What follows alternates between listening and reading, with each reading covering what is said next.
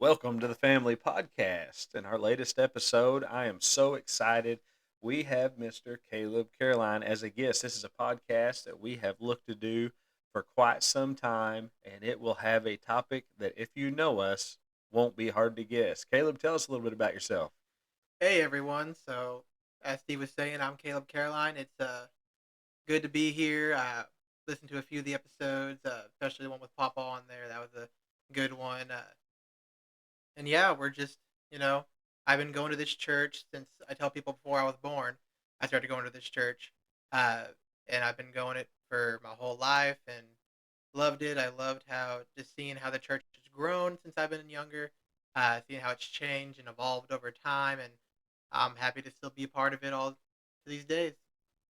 Man, Caleb and I connected pretty quickly as soon as he realized we have a common interest, as we are both pretty passionate wrestling fans. And do you remember one moment that really sticks out to me?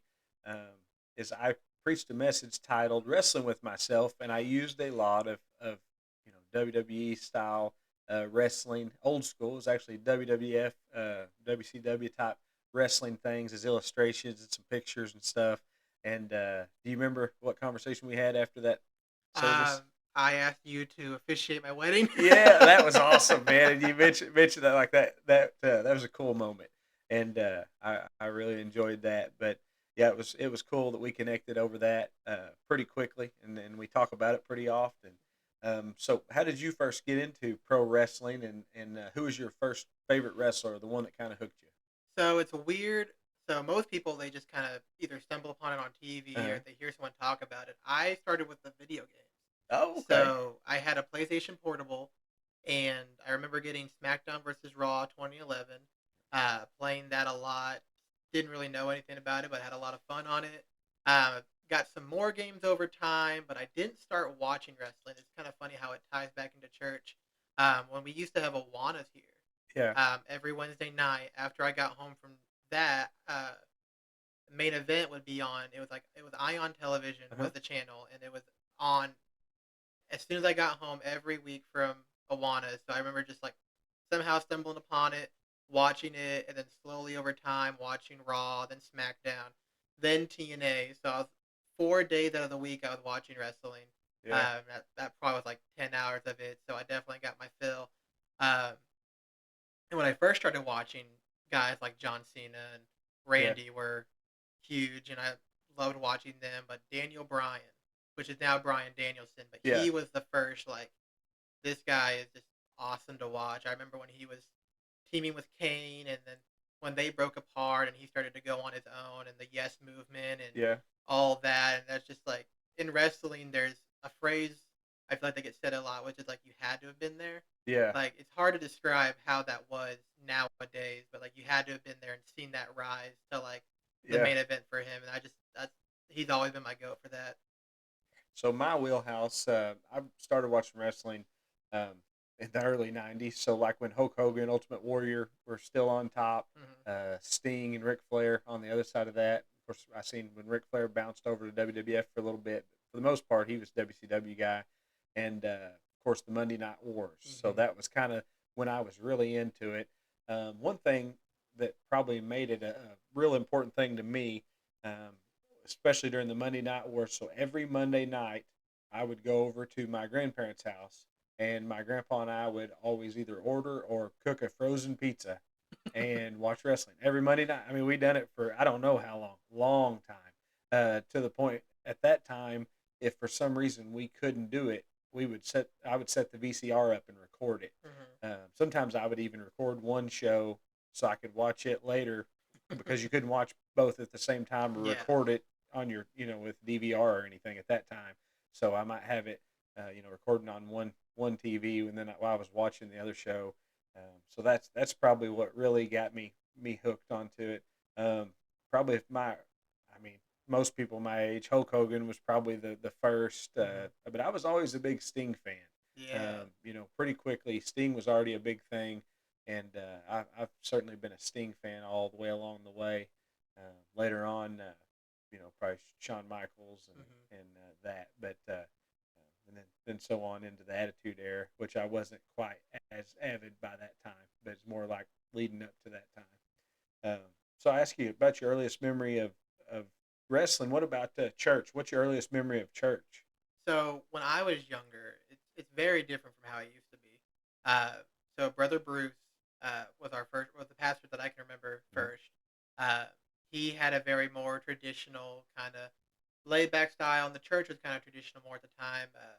They were just singing out the hymnals and didn't have a PowerPoint presentation going Yeah, on. yeah, no way, no, Uh, but uh, it was I liked it. It was, but I can't really say I remember much because I was just so young. And yeah, uh, church, I started remembering more in church when Brother Chris was our pastor, and then he started doing kind of what you do with the mm, PowerPoints, and I can really had a better time visualizing the messages, seeing the examples. You could yeah, take notes a bit better because you could kind of see the points laid out on there.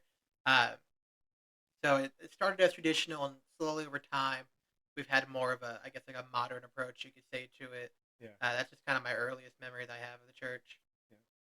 Yeah, it's amazing how things change over time. I'm kind of like you. I really don't remember the first time actually going to church because I was kind of born into church and going. We went anytime the doors were open. But yeah, the first pastor that I remember, I don't remember a tremendous amount of anything except his style of preaching. Mm-hmm. I remember that. I remember him singing just a little bit. Then my pastor that I had for the most time I was growing up was Daryl Jones, and of course I'm still friends with him to this day. I still talk to him a lot. He's from this area, funny enough. Oh. So yeah, yeah. So that's probably my earliest memories as far as just the first pastor I remember, which actually wasn't my first pastor either. The one when I was born, I only know by name. Mm-hmm. But yeah, Brother Darrell was my pastor most of the time growing up, and very very impactful and very much recognized and nurtured my calling along the way. No doubt about that. So let me ask you this, and this podcast is going to be much different from some of the other ones that we've done, and I think it's going to be fun. Certainly, wrestling fans are going to love it, and the way that it goes, it may be a little more fast paced than some of the other ones that we've had. But if your faith journey had an entrance theme, what would it be? So this one I was thinking about this one. The theme song that Evolution comes out to, Oh "Line in yeah, the Sand," because I mean it yeah, literally is about evolution and how like yeah. uh That's kind of a great irony for some people. Some yeah. traditionalists might boo that, but I get what you're saying. Yeah, There's yeah, I feel like because it talks about there being a line in the sand, and I feel like every Christian comes to that point to where there is a line in the sand of like originally, like kind of like when you're growing up in faith, it's not necessarily your faith. It's kind of like the faith around you. yeah, Like kind of like my like part of it's my papa's or my dad's or yeah, the churches or kind of whatever. But whenever you kind of get to in your own, like when I started going to college, uh, at C of O, there's so many different denominations and walks and yeah, different life and everything, and that's where I really started to feel like that's where I started crossing that line in the sand. It was like uh, I wasn't necessarily disagreeing with things that I grew up with, but I was more interested in finding out different things, I guess, yeah. and learning to go out of my comfort zone, and that I didn't want to just be stuck where I was in my faith, and that it's, if this is my faith, I feel like I should be looking into everything about it, not just what I've known. Right. I think some people take it for granted or they look at people like us that were essentially born into church and Hmm. had great examples of faith. And I think they think that makes it easy for Yeah. us. And I do think there's some advantages to where, the way you look at your grandpa, much the way I look at my grandpa, and you have these examples. I had other great godly influences around me, as did you. And that is a huge advantage, Hmm. but also I think we come to that spot because you at some point you have to realize you don't ride on that faith. Their salvation is not yours. It is your own salvation, your own callings, your own walk, and sometimes it's a little hard to find that in a shadow, a little bit, and you can also kind of look and go, well, that's who I'm supposed to be, and it's Hmm. not. You're supposed to be you, and that's true for all of us. But I think when you admire people and have those influences in your life, while it's a wonderful, awesome, amazing blessing, it can be a little bit intimidating. Hmm. It can certainly be a little bit of a shadow, and it can put a measuring stick out there that really shouldn't be. Not because of those people doing that. Just we kind of do that because of the Hmm. admiration that we have and the example that we've seen that's been consistent. Um, you know, again, another parallel in wrestling. It's so built on storylines and redemption and betrayal and comebacks and those kind of things. And it's amazing how you see that those storylines that are obviously they're fictional and wonderfully entertaining.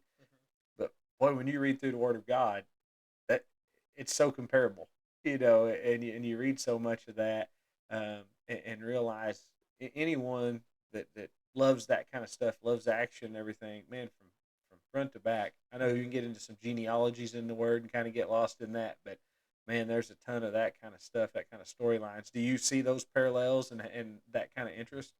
I do. So, I mean, a lot of times in wrestling, especially if you hear like if Rey Mysterio were to wrestle like the Big Show, you always hear of like David and Goliath stories, and obviously we know where they got that from. But one I feel like doesn't get talked a lot about because it kind of blurs the lines of both real and kind of kayfabe, I guess. Is Mhm. whenever like the prodigal son. So I think of like guys like Eddie Guerrero, who when I was in high school, they had his autobiography in the library. So Yeah, I read through it. It talks about how he struggled with like addiction and everything, and he went from WCW to the WWF at the yeah, time with him, Benoit, Malenko, and Saturn.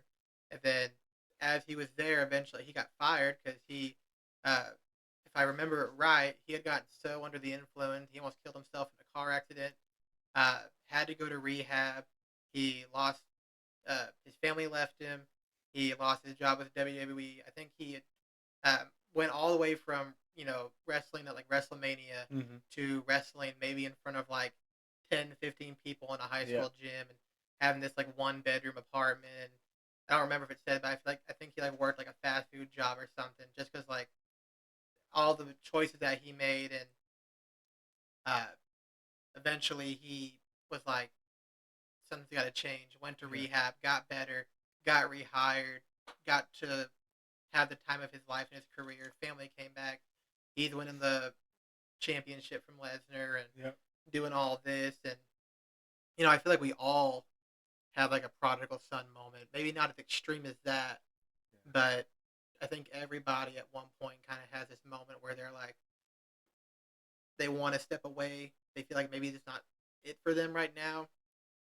Some people might quit coming to church. They might stop doing things. Some people might keep coming to church but step away in their own faith. And then I think eventually you get to this point where your face, like you're inches away from that pig slop, like metaphorical pig slop, and you're like, all right, I gotta do something different Yeah. because something's not working for me right here, and I gotta make a change. And you come back and you really start to, you know, figure out what you're missing out on and get back into the word and get back Yeah. into everything. And I think it's amazing, and we love redemption stories. mm-hmm, Like as people, we love them. We get engrossed in them, emotional to them, watching fictional redemption stories, whether it be reading them, watching them play out, those kind of things. Everybody loves an underdog, those kind of things. But we almost don't believe in our own sometimes.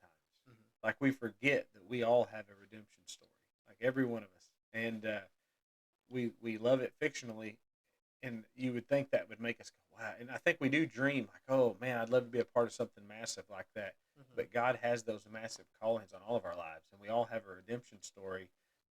I wish more of us could look at that, realize that, take hold of that, and not get lost in that thinking that that's not for us, Mm-hmm. because it truly is. It's for all of us. Get into some wrestling terminology. One thing you hear a lot in wrestling is a gimmick. Mm-hmm. A gimmick is someone's character, their fake persona. Well, not all the time. I don't think they're fake all the time, but there's always a hint of realness or a part of realness that makes the good ones work, I think. But they put a certain amount of front on for sure. Mm-hmm. Like Eddie Guerrero, you talked about him. Well, you didn't know that up until the point he was out of wrestling, that he was struggling at all. You still saw this strong character, good wrestler as far as you could see. Mm-hmm. So, you don't see the struggles because they have that gimmick. and they still put that on no matter what's going on behind the scenes. There's several wrestlers you could think of, Kurt Angle being one of them, that he was battling a lot of addictions and stuff, and he's a born again Christian now, and Hmm. he tells the story and the behind the scenes stuff, and he was one of the best wrestlers in the world battling addiction at an extremely high level, and then you really didn't know it until he kind of come out on the other side of it. Yeah. Um, and he's an Olympic hero, and still the top of his profession. Um, up until the point where he almost lost it all, and fortunately, by the grace of God, he's able to get it back and still be going today and still have a role in those things. But gimmicks are certainly not just for wrestling. Hmm. As people, we have gimmicks a lot of times. What do you think it is that makes people, and I'll say particularly church people, why do we as Christians feel like we have to have a gimmick or a front? I think there's two ways. One, I think it's fear, and the other one, I think it's pride. I think we don't want to admit when we're not necessarily as good as everybody else, but definitely falling behind. You know, when we're not in our word enough, when we're not being involved in church enough. Yeah, Uh, I can definitely say personally, I feel like uh, I kind of was prideful. I didn't really. Church was just kind of the thing where I was like, all right, I was faithful, yeah, was a Christian, but at the same time, it was like, church is like I have to go to church not because it's the right thing, but it's because it's something I did in my whole life yeah. It's just growing what you up. do. It's just yeah, it's just what you do. You just don't break that cycle, or else people start talking. It's like, oh Yeah, well, he's not coming to church anymore. I wonder what's up with that. Uh, and I really feel like, especially just like here recently, being a part of like their church blast, everything like that, has definitely helped me out a lot. Just being more active, and uh, I think we just do that because we just don't want to admit that we're lesser, that we're yeah, not being a Christian. We're scared to admit it because we don't want people to look at us and be like, oh, well, he's not a good enough Christian. yeah. When in reality, no one's going to look at you that way. No one should look at you at that way. Uh, the church is a hospital, and who would we be to push out the sick, I guess. Yeah, 100%. That's spot on. More wrestling terminology. They use terms a shoot versus a work, Hmm. and a shoot meaning it's real. So sometimes they'll say someone, oh, that's a shoot interview, meaning that it's real. They're speaking what they really feel, what they really think, Hmm. versus a work, based on something like a working punch, a working move, meaning that they're saying it as a show. They're Hmm. putting it on. And I think something that you have to be fearful of, you can go to church and it just be a work. Hmm. Even if you want it to be more, and until the moment we get real about it. So that kind of brings me to something. When you think of your favorite promos of all time, and I will tell you, uh, my favorite one, and I thought about this a little bit coming in. It probably still has to be The Rock when he became The Rock. Hmm. He come in as Rocky Maivia. He was like an absolute extreme baby face. That means good guy, by the way. And then he gets up, and anybody that's into wrestling at all has heard the story. He comes in and he just wants a minute on the mic, and he tells the story, and he turns into this Rock. The Rock, as everyone knows him, that figure. And the thing about that was it was a lot more real, and he talked about real things. Now, there's a certain amount of showman in it, but when he finally became more himself versus the character he was portraying, people fell in love with that. Hmm. And it's amazing how often I think in real life we feel like we have to be this character as opposed to being real, when the truth of the matter is, just like we've had these awesome testimony services on Sunday night where people get real and they tell really big, strong things of things God's brought them through, things that they failed in, fallen from, and went through, and it's so powerful. It's released and freed so many people, and I hope it encourages more people to be real.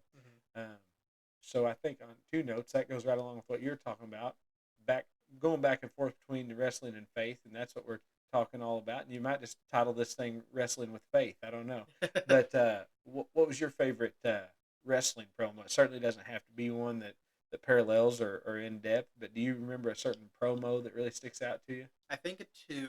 So I think of one that was like in character, and then one that wasn't. So we talked about Eddie Guerrero earlier. There was a time where he was teaming with Rey Mysterio, and he had, I think they'd lost the tag titles, and then there's a lot of tension between the two of them until eventually Eddie just kind of snapped Uh-huh. and turned on Rey. And there's this promo he cuts the week after where he comes out, he just pulls up a folding chair, sits on it, spotlight down on him. He's got the mask of Rey Mysterio, and he's just like telling Rey, he's basically like this bad guy being like, well, why did you make me do it? Why did you make me beat you up? And Yeah. he starts going off with the fans, and he's like, I've lost my Latino heat. That's what he used to have. He was Latino heat back then. Yeah. He looked at the fan, and he's like, you all made me lose my Latino heat. He was saying that he had gone soft Yeah. being this good guy and working with Ray, and that he had lost himself, and now here he is, like, he's a bad guy. You don't want to cheer for him, but he's cutting the promo of his life, saying that, like, now I finally feel like myself again, and he's uh, eventually this leads to a really weird match where him and Ray fight for the custody of Ray's son. Yeah. Who's That's actually a pretty popular wrestler right now, Dom. yeah, Dom, Yeah. yeah. Uh, so I just think I like that promo a lot, just of how passionate he is in it. And then the other one I think about, the Shoot promo. So we talked about Shoot earlier. Um, so CM Punk, I knew pipe you bomb. knew the Yeah, pipe bomb. yeah. I thought that might be one that you named. Yeah. So CM Punk, his contract was just getting ready to end with WWE, uh, and he was going to wrestle John Cena in Money in the Bank, Chicago. Uh, that was going to be his last match, and then his contract ended.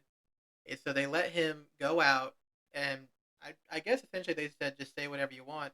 So he goes out there, and he's cutting this promo, just talking about how, whenever Vince, who was the owner at the time, when he dies, the company's going to go to the can when Triple H and Stephanie take over, and he's talking to all the yeah, he's like looking at the camera, saying hi to wrestlers that got fired, uh, and eventually they cut him off because he's about to tell some crazy story about uh, something I think that Vince had done, and what makes that promo work so well is how real it was. Because CM Punk has always been a very controversial wrestler, Yeah. even all the way until now. Uh, but whenever he does something or when he says something, you pay attention. Yeah. And that pipe bomb was definitely like still like when he had left wrestling for like 7 years, people always talked about it. Yeah. People still talk about it Oh, nowadays. still, yeah. It's still huge, and just of how much that had meant to the business, because finally you have someone who's not just gonna sit there and take it. Yeah. You have this guy who's gonna go out and pretty much be like, all right, like, this is who I am. This is what I want, and I don't think I'm ever gonna get there because I'm being held back by the company, and Yeah. it's always gonna be this way, even when I'm gone. Yeah. He really come out and said, you're right. He was real and said, I'm just me. And again, another great parallel, to come out with, obviously a little more selflessness, but to come out and say, I'm tired of fighting this enemy that partially I can't see, and this is who I am.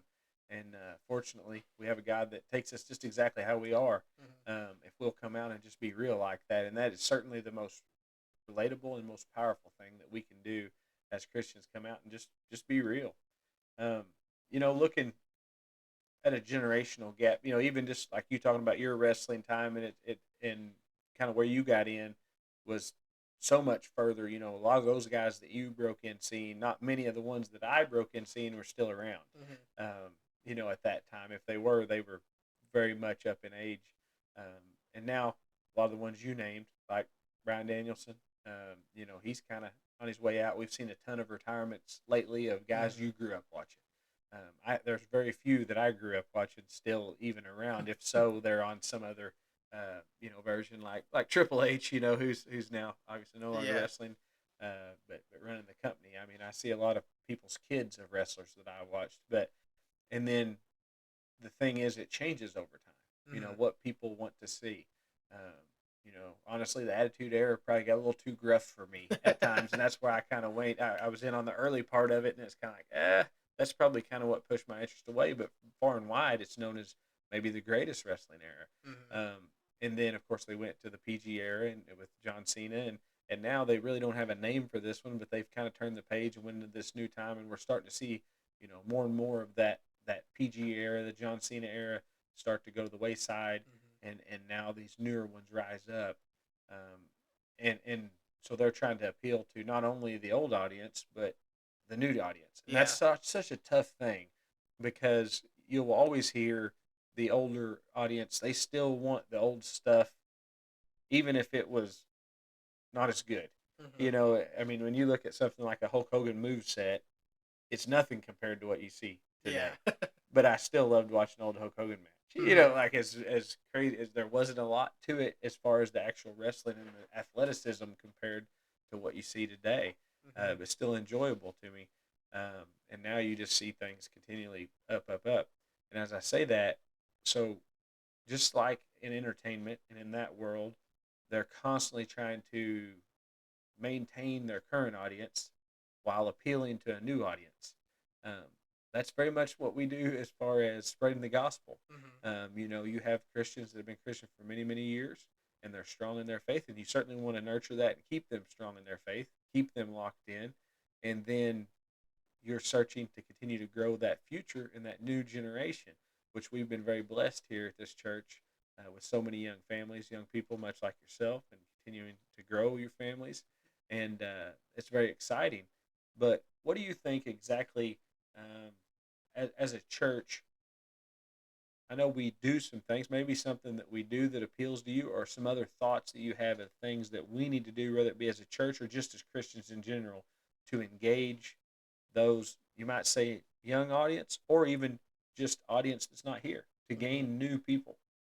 I think so. When I look back at the kind of the environment I grew up in, I think openness was very. It's weird to say that it. Not saying it wasn't allowed, but you didn't really see that people being vulnerable Mm-hmm. and uh, people coming to the front and being vulnerable and open. I mean, you did, but I feel like to where we are now with the level of it, I feel like that vulnerability says a lot, Yeah. uh, and it says a lot to other people. Because when people look at Christians, they kind of see people who are like know-it-alls or Oh yeah. people who are better than you and all this and that. When in reality, I mean, we're no better than anybody else, and we're not know-it-alls. And truly, we're just as bad as you. God doesn't. God looks at all sin the same. How we as people look at sin is way different. We're obviously going to be like, oh well, he did that, she did this, but in God's eye, I did the same thing. Uh, and I think just being able to be open and vulnerable Yeah. and show just the world that hey, we're not perfect. And you preached on a message a while back about how hurt people, Yeah. and then I believe you said are the saving. That Yeah. Hurt people, but to save people, save people. yeah, that really kind of like struck a nerve with me because I was like, man, like that's a good point. Are we? Uh, and I think the only way to do that is just to show that not just get on these people's level, but like just show them like, hey, like here's everything that I've ever done. Like, but God's still forgiven me. You might have done worse, or you might have done not as bad, but still, God loves you and God is It's the here for same you. forgiveness for Yeah, what same we would forgiveness. consider. We're the ones that put scales on it. That's a very good point. Kind of all keeps going back to that realness is what draws people. The Hmm. realness. And so, speaking of that, so back to another wrestling term is taking a bump. Hmm. Taking a bump, that would be when they get hit and the result of that. When they fall, when they do it in such a style, then it does, it makes us believable. A good bump, it looks believable. You really Hmm. wonder, is that the way that was supposed to go? Did that really hurt them? And sometimes it's the way it's supposed to go, and it really hurts them. But sometimes it looks like it's very painful, and really at least they get back up and keep going, for Hmm. sure we can say that. And so when we think of that in a spiritual way, we all take bumps in a faithful manner. Hmm. We get knocked down sometimes, we get tripped up, we certainly take our bumps along the way. Is there a particular faith bump that you took along the way that really has shaped you? Yeah. Uh, I'll get kind of real here. My whole relationship with my father has definitely been an area where there was a lot of hurt and a lot of healing from that as well. For those who don't know, and before I say anything, whatever I do say is not to speak ill of him or anything. He was a good man who was very loved and very respected by a lot of people. But at the same time, he was human, and humans, we've got our vices and we've got our demons, and uh, he was just a good man that made bad choices. He was an alcoholic when I was younger. Eventually, over time, got better, but those old demons come back a calling, and sometimes they come back calling a lot stronger than when they used to be. Uh, so whenever he did get back into alcohol, I was in high school at the time, and it wasn't necessarily that I wasn't angry with God, which is weird to say, but I was very understanding in a sense of like I shouldn't be angry with God, but what else could I be right now? I guess like Yeah. where should I be in my faith if I'm not angry? And I was trying to find that, and up until when he passed away, when he did, uh, I had never shared this with anyone. Never really. I mean, I maybe told a handful of people what was going on behind the scenes because us Carolines are really good at hiding stuff. Yeah. Um, and whenever all that did happen, after he passed away, I felt like I was doing a service not only to him, but to my testimony, my faith of not being open about it.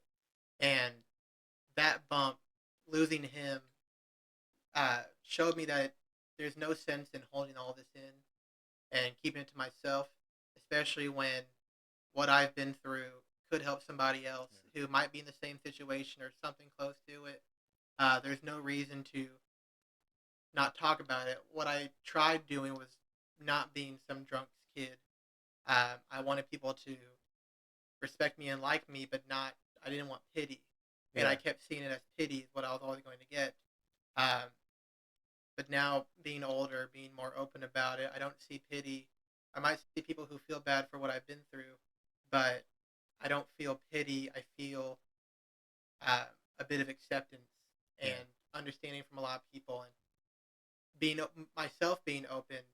More people are open to me, and that's that healing through Yeah. there, where it's like there's no reason to keep it all in when I You, could be helping. and that's the thing that the devil will try to tell us rather what we've been through, what our family, our loved ones have been through, or even the mistakes that we've made personally, whether we be the victim or the one, causing someone else to be a victim of some kind of circumstance.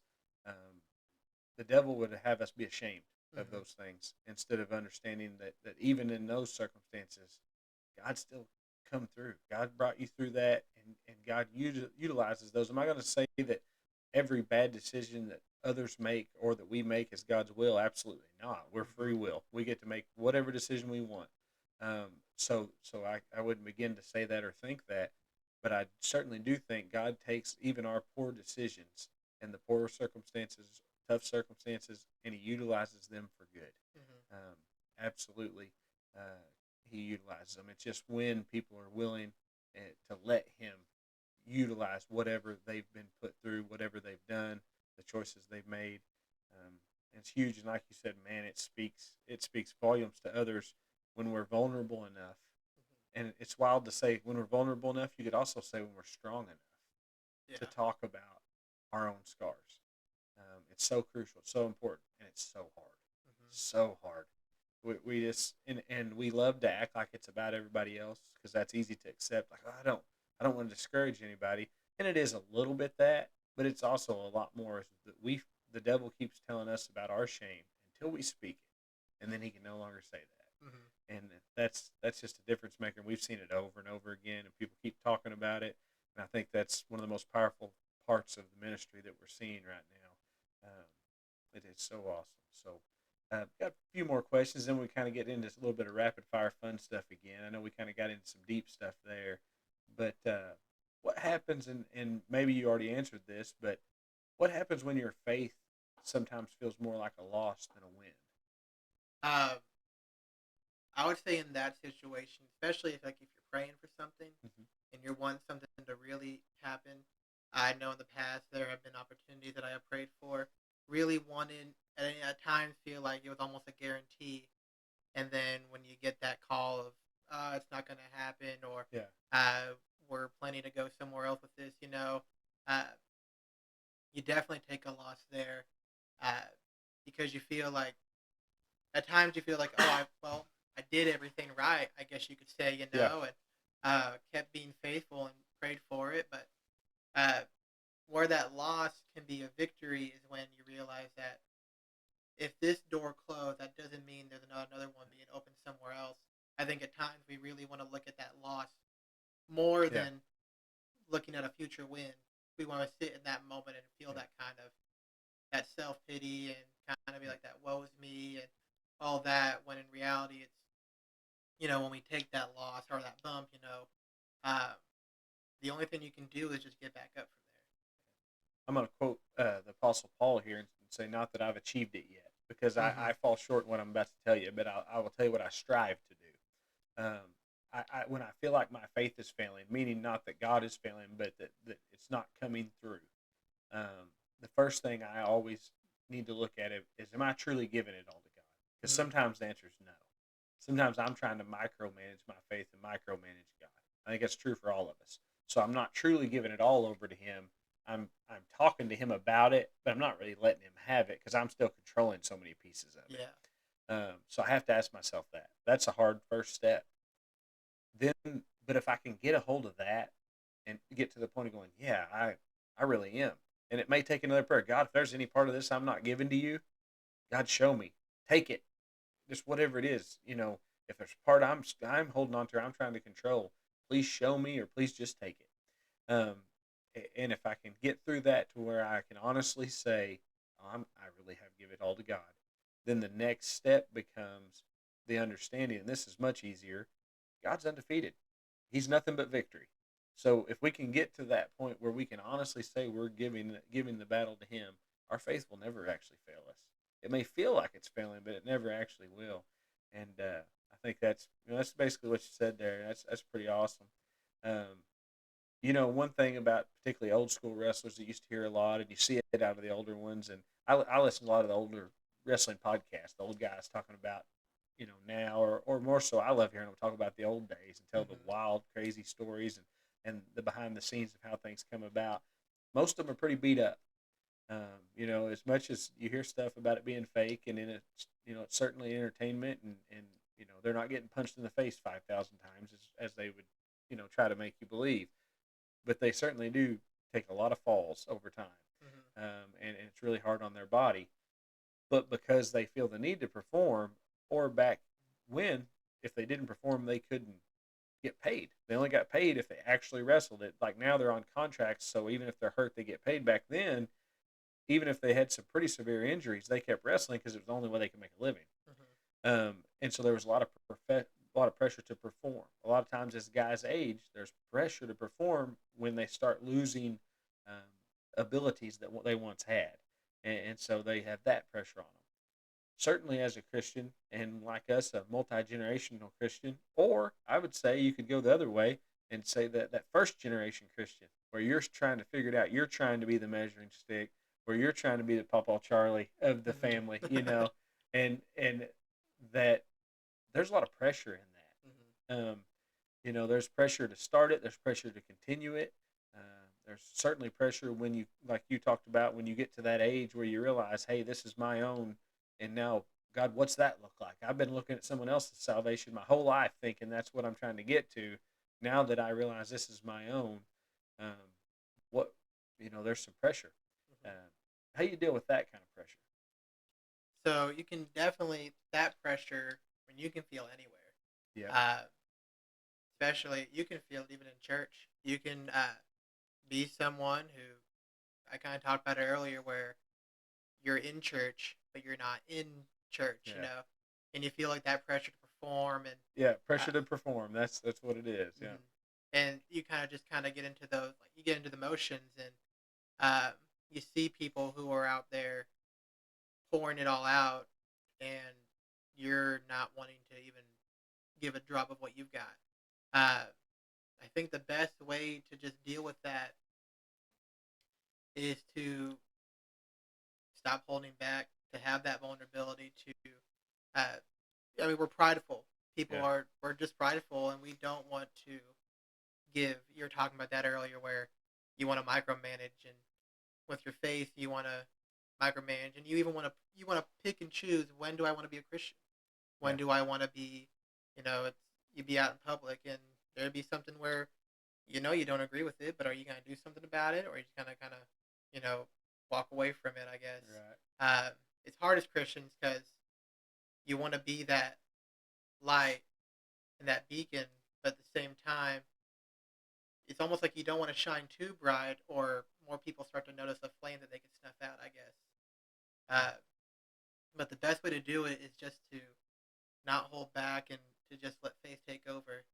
Don't feel like it's you performing, I guess, uh, but that you are performing for God, not for anybody else. I feel like we worry about what other people think Yeah. first and foremost, and I feel what's funny is how we worry so much more about what people think, not and we don't think at all about what our God thinks about Yep. what we're doing. And That's I right. as someone who I've made all my mistakes and everything, and I'm gonna make plenty more. Um, I've definitely had times, and I'm sure I'm gonna have more where I'm worrying about what others are thinking before what God thinks. Yeah. Yeah, man, that's a great answer. That's a great answer. I'm gonna flip back over to some fun stuff here, and then I always kind of end the podcast allowing people to have the opportunity to ask me questions if they would like. But so this one, a face is a good guy, where a heel is a bad guy in wrestling. So I'm going to ask you this question: face, heel, and whichever your answer is, why?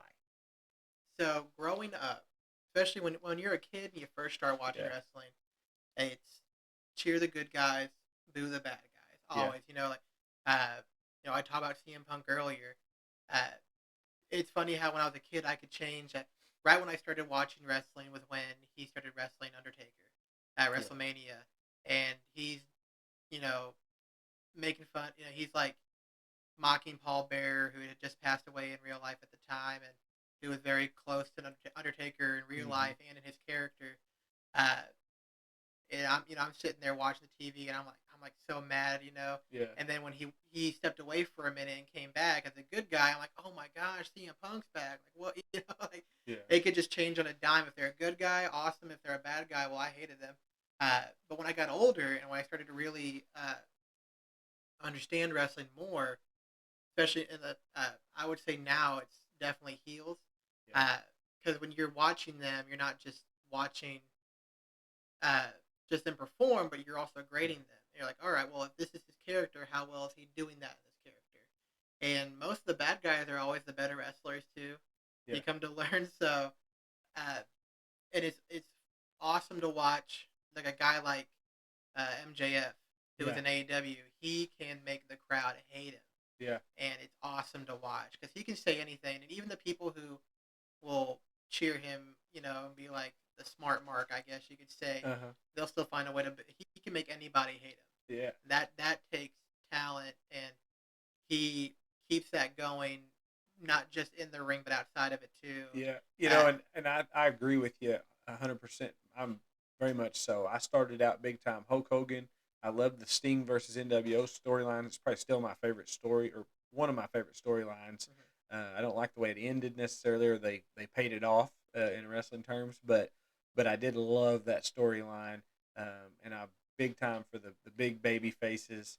Um, but as I've got older and looked back, even and I do love still, like I said, watching the old stuff. I find myself kind of rooting for the Ric Flairs of the Mm-hmm. world. Certain ones of the back, the Macho Man when he was a heel. Man, he done some great work Yeah. as that, or Mister Perfect. Probably won't remember that one much. That's way back there, but Mm-hmm. um, and now I would say probably current day. I mean, I really like Roman Reigns a lot. Yeah. I like Dom Mysterio a lot. Big MJF fan. Honestly, he's the only thing I really look for on AEW is MJF. When he's Mm-hmm. on there, I'm looking for it. And according to the ratings I just heard the other day, a lot of people feel that way. He come back and their fandom has Yeah. went up. All right, I got another one for you, and this is kind of a fun one. Which wrestler would make the best pastor? That's a good one. I have an answer on this one, You and I got an think it'd answer. surprise you. All right. Let me think about that one real quick. You know, this might be funny, but the Ultimate Warrior would be a really fun pick. Just because, like, his energy. Very charismatic. Yeah, very charismatic. Short, very loud messages. Yeah, he's running around the. Yeah, he would have been a great 1987 Pentecostal preacher. Yeah. Just get up there and just preach as loud and hard as you can for 15 minutes and call it. That don't take offense, by the way, if somebody's like they went more than 15 minutes. I'm just throwing numbers out there. So I just, but yeah, that is a funny. I would not have guessed that one. I'm thinking about this question on the surface just because of his speaking ability. And I certainly think he could realistically be a great public speaker of any kind, as The Rock, Dwayne Johnson. Oh, yeah. But honestly, my real honest answer is probably The Undertaker, Mark Calloway. And I'll tell you why. Because you look at, and God often uses the people. While I don't think that Mark Calloway was ever fully the devilish character that he was often portrayed, that sometimes probably went a little overboard for some, and certainly got scrutinized. He certainly is. He's a professing Christian nowadays, for sure, and I think has been for some time.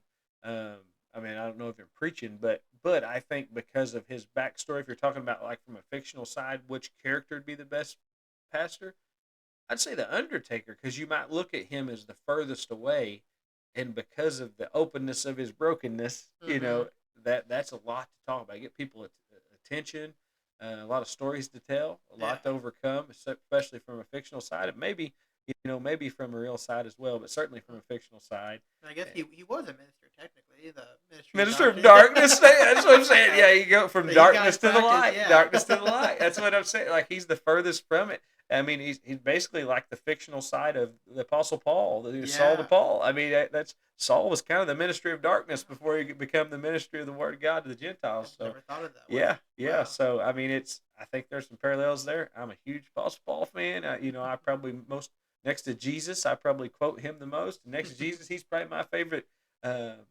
biblical story, honestly. So, all right. Let's see. Here's a good one. This may be a dangerous question. I don't know. Could be dangerous, depending on what your answer is. And maybe I'll give my answer first on this one for a change. But if Jesus flipped tables today, who would he be calling out? You have one on that eye? I'm thinking. You might go first. I might see what you say first. I'm going to say the work Christian, meaning the fake Christian. The ones that are just dabbling in it, they're not all in it. And so on any given day, he may be flipping tables for any of us if we're if we're not going all in and giving in to God. I would say there's an awful lot of and I've seen some posts about it lately that were profitable. There's a lot of nonsense that gets posted, but I've seen some good stuff to where we are kind of in a place right now where people do and say and live however they want, and then at the end of it say praise God, amen, and all of a sudden whatever they did become Christian, or whatever they did become godly. And I think that's a bit of a trap, for sure. I think it's wonderful that we're hearing more, we're hearing the name of God more and hearing it referenced more, but it is a little bit concerning some of the things that's being put in. There's no place where Jesus don't belong. But I think if we think that means that we can live and do whatever we want without the convictions of the Holy Spirit and without the guidance of the Word of God and the passions of Christ, then we're missing out a little bit. So I would agree with you on that. Not as and definitely the fake Christian, or just really, especially like the people who will they'll post something and they'll go off on a tangent. They'll say every word in the book, and or they'll be posting about something that might not ever need to be posted about at all. And then you'll click on their profile and go to their bio, and they'll see they have like a Bible verse in there. Oh yeah. And you go back to their post, and it's like, well, where was God at all in that? Yeah. Where was the? And I'll say this too. That speaks to the fact that people know they need Christ.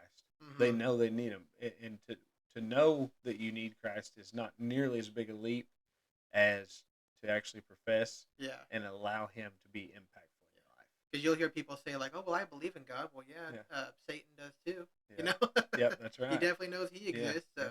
Probably nobody that believes in Him more, honestly. mm-hmm. So, but all right, I'll ask you one more question, and I'll give you that opportunity to ask me anything you want. But what is one thing that you would want listeners, and I'd say especially young men, to know about faith that maybe no one told you early on? Hmm.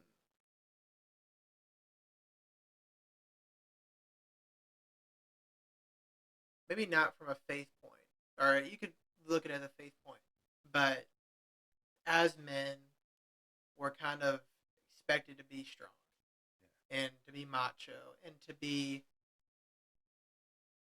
stone cold and uh, to be this figure where you can't be weak. Yeah, Uh, but as we kind of talked about earlier, some of the strongest people are the most vulnerable people. yeah, Uh, and as for young men, especially, you're at an age where you don't want to show weakness at all, and mm-hmm. you definitely want to be cool. Uh, but at some point, you gotta, like we kind of talked about earlier. You draw a line in the sand. Yeah, Eventually, you gotta draw a line there, and you know, is being cool and playing a facade better for me, or is being open to who I truly am better for me? Which one am I gonna, where at do you want to spend your time at? Because I mean, especially for me growing up, it was playing that facade, mm-hmm.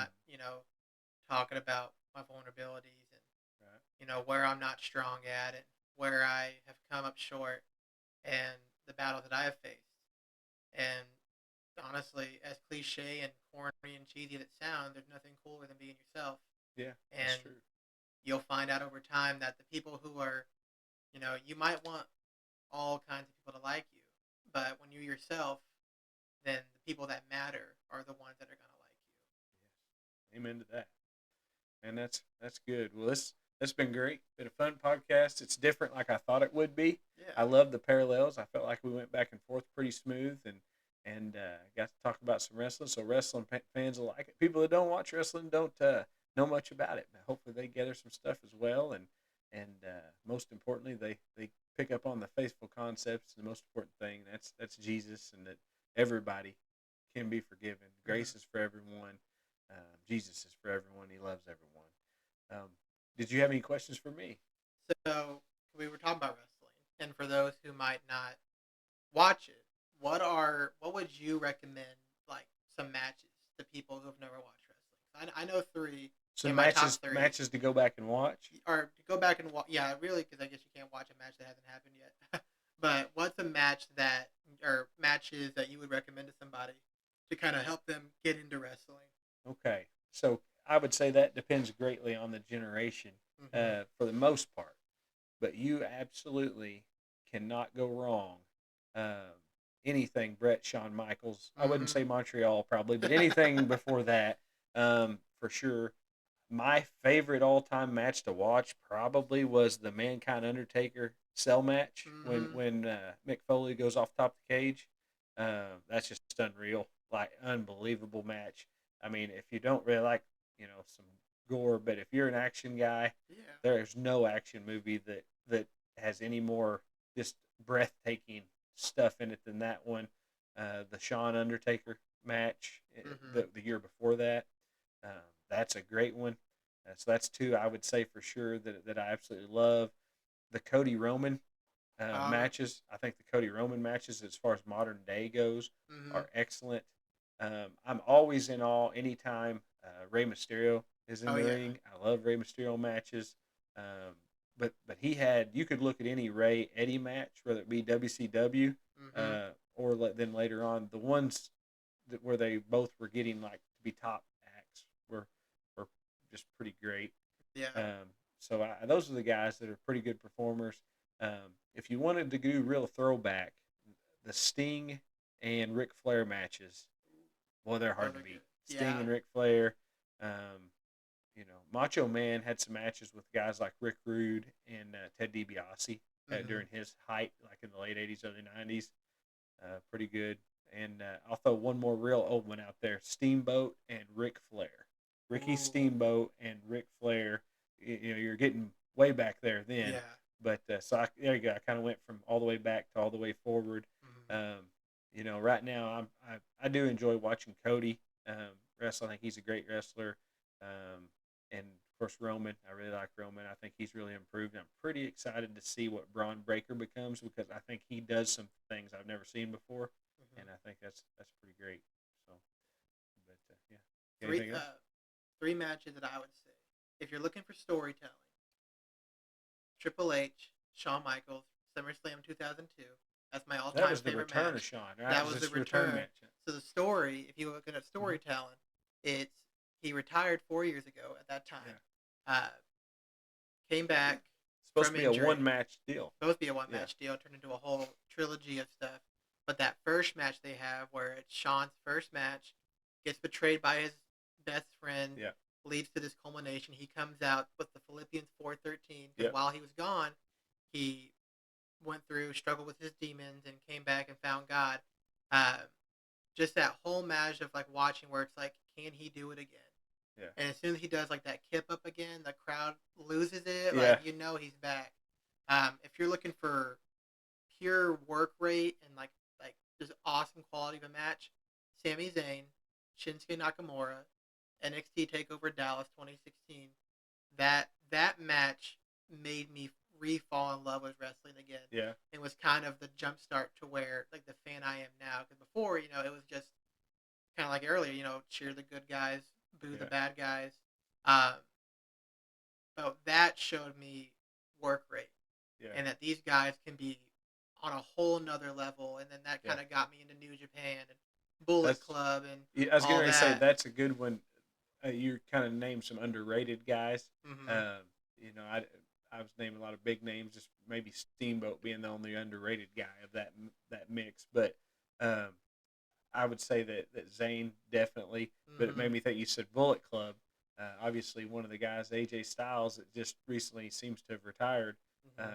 He's one of those guys that really never had a bad match. No, AJ's awesome. For sure. I was thinking of somebody else there when you were mentioning those guys. Somebody that's kind of in that category that just Chad Gable. Yes. Chad Gable, man. He never has a bad He match. doesn't. He's fun to watch. He could be the opening, with somebody you've never seen before, and it's great, win or lose. Mm-hmm. He puts on a good show, or what's it, El Grande Americano, Yeah. the original El Grande Americano.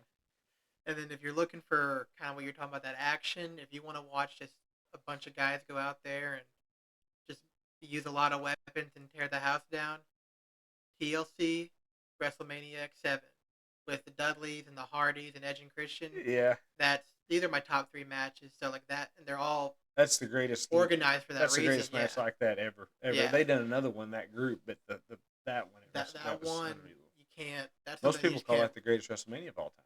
Yeah, that was definitely because you had uh, Rock and Austin Rock and main Austin, event, and you had that match, and you had Taker and Triple H. I know there's a lot on there, but Yeah, definitely, yeah, like the.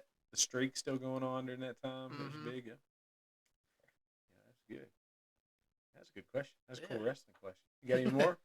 I guess just one last one. All right. So, what do you think is going to be the main event of this year's WrestleMania? Like, I got, well, besides Punk and Roman, where do you think Drew is going with in the world title? Because I have an idea. I want to see what your idea is. Man, I am absolutely lost. And I kind of thought the plan was going to be Braun Breaker until he got hurt, and now they want you to believe it's going to be Cody, I think, but it's not. Yeah. I don't think it's going to be Cody.